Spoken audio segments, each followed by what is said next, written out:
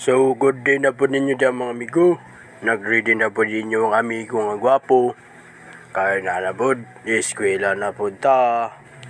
So, karon mga amigo, nag-jogging pants ta kay patpit man nato karon or PE sa college. So, diyan, nagsuot sa ID o kalo. At sayawan na to na naggamay para energize. And then, fast forward, dikta sa atong mga keyboard mates. Maning mga keyboard mates na ako diri mga amigo. Ito, klase-klase mga dagway. Naigwapo, naigwapa. Pero gwapo na sa tanan na gwapa. Of course, gwapo kayong nag-video. Uhahay! So sila, mga butan ka na sila. Walang sila yung mga libog. Fast forward, nanata, nagkapagawas na tas. Then suddenly, kusog day kayong ulan. Oh my God! Ulan ang ulan na lang perme. Bat na, di lang po di man natay payong.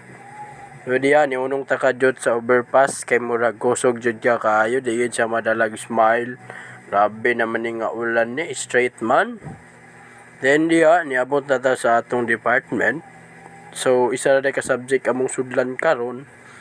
Pero kay bisan pag isa ra na, kailangan gyud na sudlan bisag kusog kayong ulan. Og mao na to.